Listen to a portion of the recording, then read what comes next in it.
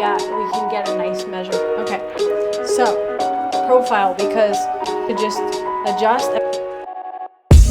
What's up everyone? Welcome back to the channel. For today's video, I'm going to walk you through a beginner's guide on how to tile around a window. You can also use this strategy for tiling around a niche or a soapbox. So for today's video, we're going to be tiling around this window.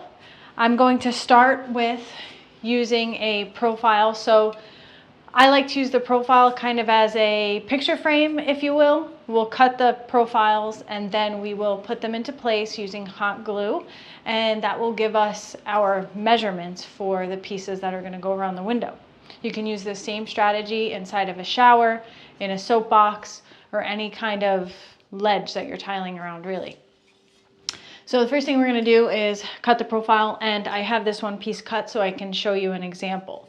So life of a content creator, we've had this window not tiled for a couple of months because we wanted to make this video for you and show everybody how to tile around a window. So we're finally getting to it. Anyway, so we have this one piece cut. We've mitered each corner, and basically we're going to hot glue this flat side here to this and make a picture frame. This gives us a nice termination, like so that when we're measuring our tile, we're measuring from here to the window, and we can get a nice measurement that way.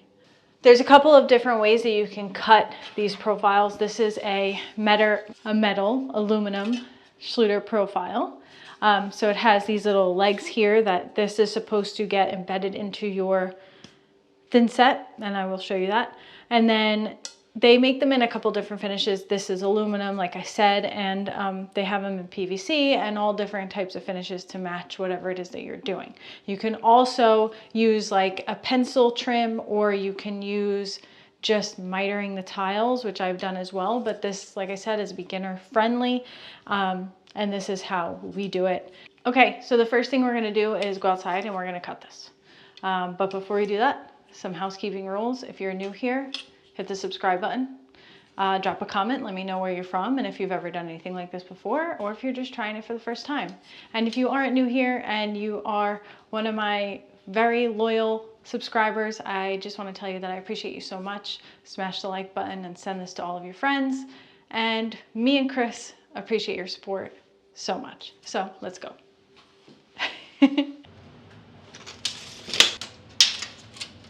All right, so before I get started, this is just a quick disclaimer that they make these profiles in different thicknesses, like meaning this little edge here will be a different depth, thickness, whatever you call it. This one is 3/8. So just a rule of thumb, or whatever you call it, you want to make sure that the profile is big enough to clear your tile and have a little bit of room for thin set behind it. So ours, it fits, and you can see there's still a little bit of room here so that when there's thin set behind the tile, I won't have to really fight it. It gives a little bit of space. That's ideally how you want your profile to fit your tile. All right, so now we can cut it. So the first thing you want to do is cut your miter for one side. I didn't take any measurements yet. I just want to get the miter so that when I measure for my distance, I'm grabbing it from the miter, not a flat side. I'm going to do that now. So this is the miter box that I'm talking about, and then the hacksaw.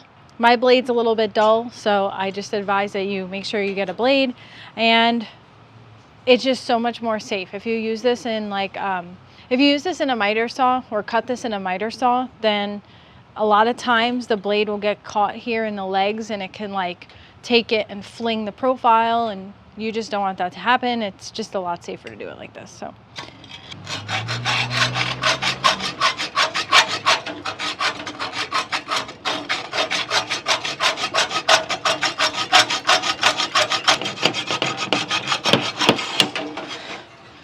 okay. So now, once you tear your rotator cuff, you can pull your measurement for the other side. So I'm going to start with the sides of the windows, which are 24 inches.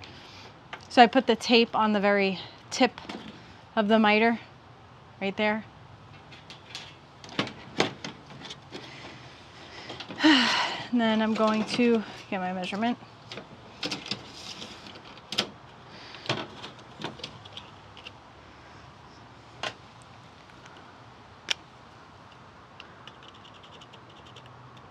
So when you cut this, you want to remember that this mark, or where you're measuring to, is going to be where you want the tip. So there's two different parts of this cut. There's the outside edge and the inside edge, and you want your mark to go to the outside edge. So now let me just make sure I'm getting this right. It has to go that way. All right, so I cut the miter wrong. I just cut it on the wrong side of the profile because I wasn't paying attention. But basically, since we're making it like a picture frame, I needed the miter to be on the big side, and I accidentally cut it on the wrong side. But this is correct. Before I had it like this, where like the miter would be on the skinny side. And while you can set the profile that way, it's a lot harder. So because this is the beginner's guide, we're using it as like a picture frame with the thick side facing out. So we need the miter to be on the thick side. Anyway, so I made my mark, and now I'm going to set it in the miter box. Let me find the mark. Remember what I said, that the mark has to be on the tip of your miter, not on the inside. It has to be on the tip. So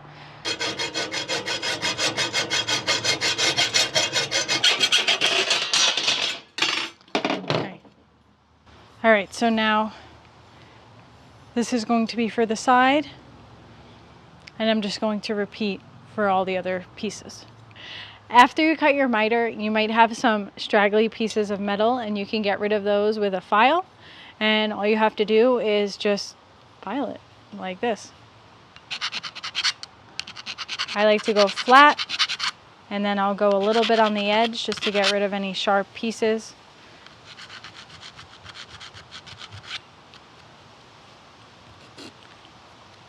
And then it makes it nice and smooth.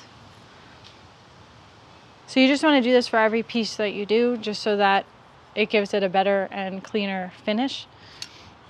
Okay, so that's basically all you need to do to cut the profile. I'm going to continue the same process for the other three pieces, and then we're going to go inside and we're going to hot glue them into place. All right, so now we have all of our pieces cut for the profile or our picture frame, and now I'm going to use a hot glue gun. This is just the cordless Ryobi hot glue gun with construction grade hot glue sticks. You can get them at Home Depot, and I got this at Home Depot, but it's been like the greatest and most versatile tool that I have.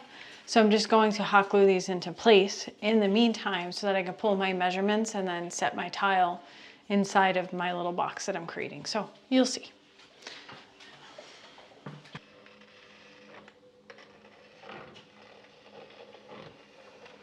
Shit is very hot, so just be very careful when you're working with it.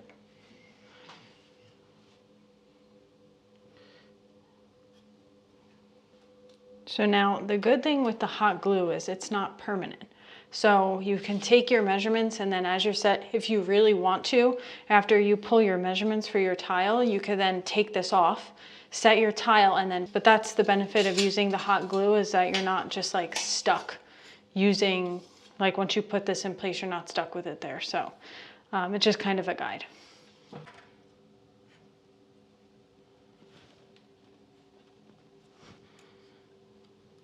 So another benefit of using the hot glue, I set this one too high, so it wasn't allowing the other miter to go in. So you just pull it off, and you can just scrape off the hot glue with a putty knife or taping knife, whatever you have, box knife, and just redo it. It's really simple.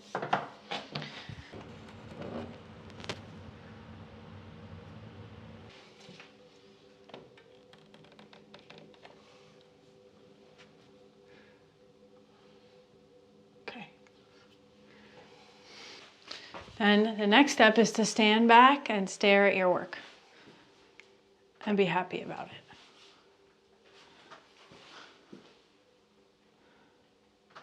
All right, so like I mentioned, this is like your rough draft.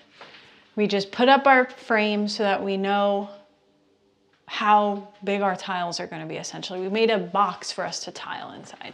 So now I can pull my measurement from here to here, and I can just get everything cut all at once. And then what I will likely do is pull these off when I'm going to set the tile. All right, so the next thing we're going to do is take our measurements. So quick sidebar, these profiles have a spacer in it. The one we're using is the Schluter metal Jolly profile, so those have a spacer. Some of them do not, but just double check on whichever one you're using. So what I will do is I will take my measurement from the window to the profile right here, right? And that's 4 1/8. I'm going to subtract a 1/16 to accommodate the spacer that's built in. And then I'm also going to subtract another 1/8 for expansion at the window. So that leaves me with 3 15/16 for the measurement. And I'm just going to double check on both sides of the tile to make sure that that the tile is going to be straight and that we're not going to have like an opening or, you know, it's going to be too big on the other side. So, and it's good. So I'm just going to make my little cut list here, go around the entire window the same way, and then I'm going to go outside and make the cuts. So that's what I'm going to do next. Okay, so since all of our cuts for the bottom piece are the same, we're just going to set the fence on the snap cutter here and just cut the tile. I mean, we're cutting the short side of the tile. The original tile is a 12 by 24. So we're just making rip cuts going this way.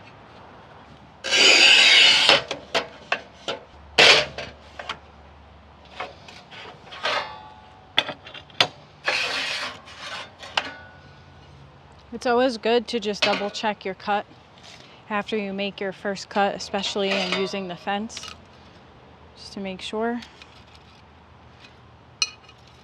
That's good.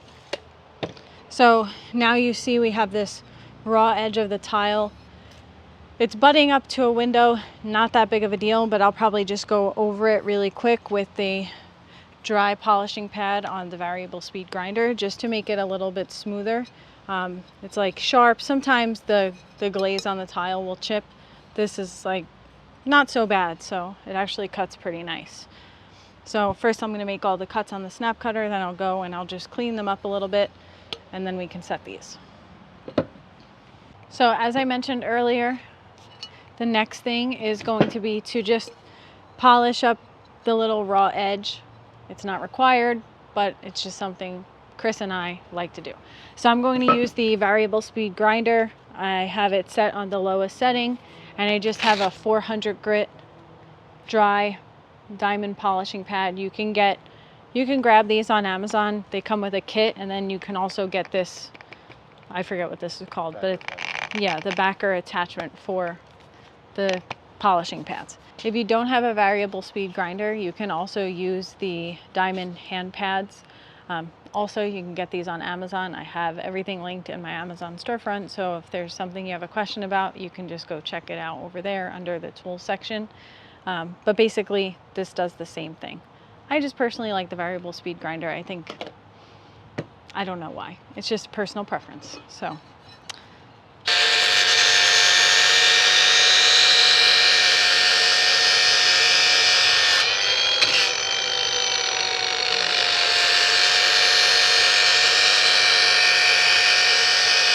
So that's literally it, and now you have a nice smooth edge. If this was like any other spot besides against the window, I might go a little bit crazy and polish this, but not gonna do that. I'm just gonna make sure that this outside corner is nice and smooth. That's it, that's all there is to it. I'm just gonna keep going, and then once we have all of our cuts, we'll be able to set the tile. All right, so as I mentioned earlier in this video, you can opt to remove the profile, which is what I always typically do after I pull my measurements. Then the first thing I do after that is back butter the space, and I use the flat side of the trowel back butter or key or burn in, which is the term that I prefer to use because you're burning in the thin set to the substrate. So I already did that. The next step is to go back, add more thin set and pull your notches. Once I'm done with that, I'll place the profile back and I will burn in my tiles and I'll set them. So, okay, so the next thing is going to be to add my notches. So I'm just throwing some thin set up on here and then I'm gonna pull it. I get questions all the time about what size notch trowel you should use. There's guidelines, but you really have to use your best judgment. I chose 1/2 by 1/2 because the front tile comes up slightly higher than the sill. So I know I have to accommodate for that. Plus I have to accommodate for any variations, which there really are none here, but I want to make sure that I'm getting full coverage, all of those fine things. So I'm just going to go with a 1/2 by 1/2. Plus my tile is on the large side.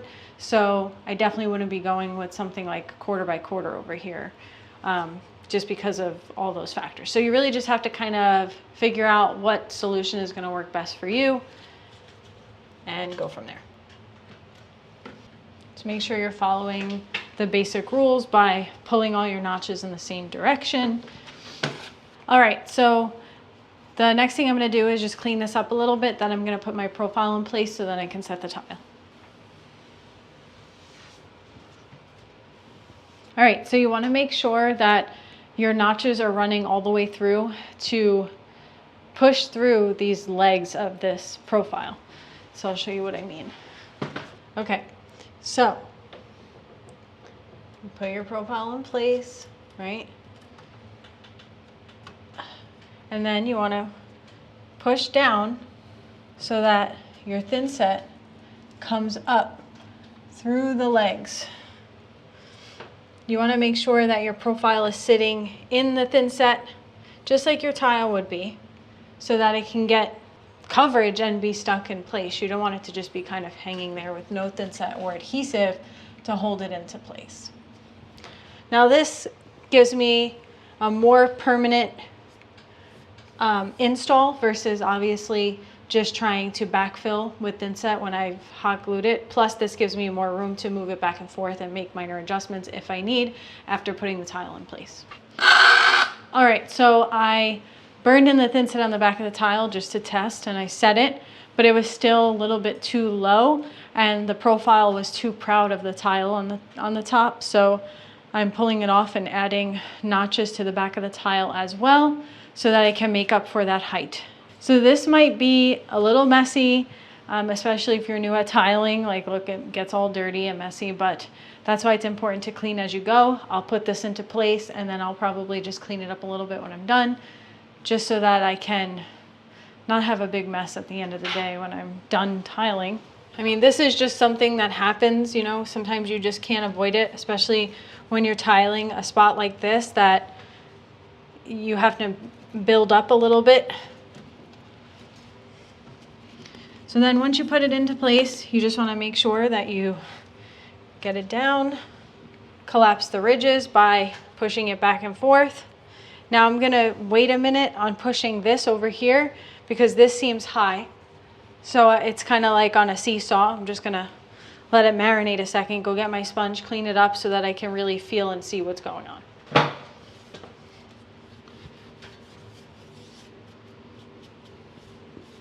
Okay, so right now this side's high, so I'm just going to push it down a little bit more, squeeze out a little bit more thin set, and just feel with my finger along the edge here to see how it feels. Okay, so I got that all set. Now I'm just going to continue the process. I'm going to burn in the thin set, and by burning it in, you can either use a margin trowel or the flat side of your notch trowel, and it's literally scraping the back of the tile, just like that. That's burning it in.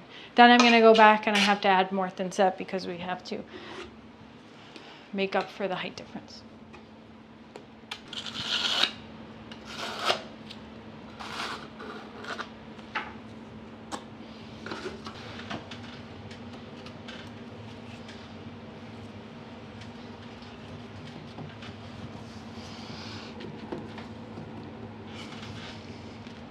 Okay, so once you set all of your tile, you can go back and then just make your adjustments. I like to set the tile, make a big mess, clean up my mess, and then make adjustments after that. So it's nice once the tile is a little bit dry so that you can go in and make the adjustments without thinset oozing out. And that's like your best bet. So you just want to give it a little bit of time to set up just a little so that the thinset is, you can still move, but you know, it's not just like gushing every time you try to move the tile. Yeah, like I'm talking like 10, 15 minutes is probably more than enough after you did your initial clean. So like I still have some thinset here and I want to tape my profile because I want to put wedges back here to just adjust. I want to tape my profile so that it's flush with the tile because right now it's just like moving back and forth. And since I have to work around here, I might hit it, or I don't want it to move out of place and then set up and it's unfixable after that. So I'm just gonna wipe it down one last little time, dry it with the microfiber, and then tape my profile. And then I'm gonna move on to the sides. Honestly, okay, so the only difference that I can tell you, so we're tiling around a window. This is very similar to tiling a soapbox, a niche, whatever you call it, inside the shower. The only difference is you would slope your prep before tiling, and then of course you want your tile to mimic the slope, and it's about 1/4 inch per foot. So it's really just like a slight tilt of the bubble going in towards the shower. This, we're just making it flat because it's a windowsill outside of the shower. No water is going to be getting on here, so we can make it flat, we can make it level. We don't have to worry about that. But that would be the only significant difference between tiling like a window like this that's outside the shower or tiling a shampoo box. On the other hand, if this window was inside the shower, we would pitch it to make sure that the water would run away into the shower.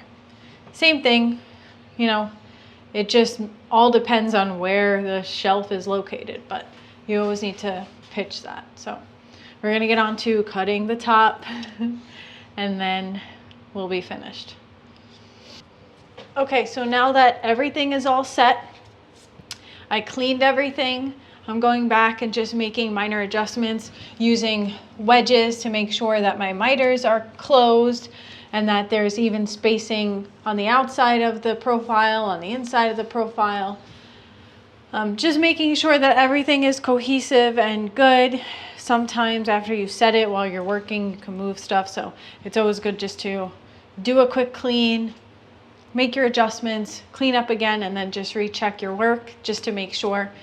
I'm working on this top part right here. I'm going to wait for it to dry and I'm going to put tape on it just like these are.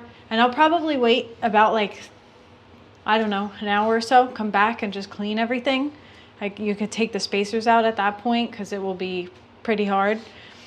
You'd have to actually break the bond of the tile to move it at that point. So, you know, we have the luxury of just like going and like doing what we need to do because we're in our own house. But like if this was a live job site, unless you got this done early in the day, this was like the first thing you did in the day and then you waited, you really wouldn't be able to do that. You'd have to come back the next day to pull out the spacers and stuff. But because we have the time and it's our own house, we can literally do whatever we want. But that's the plan. Let me finish this up and then I will show you the finished product.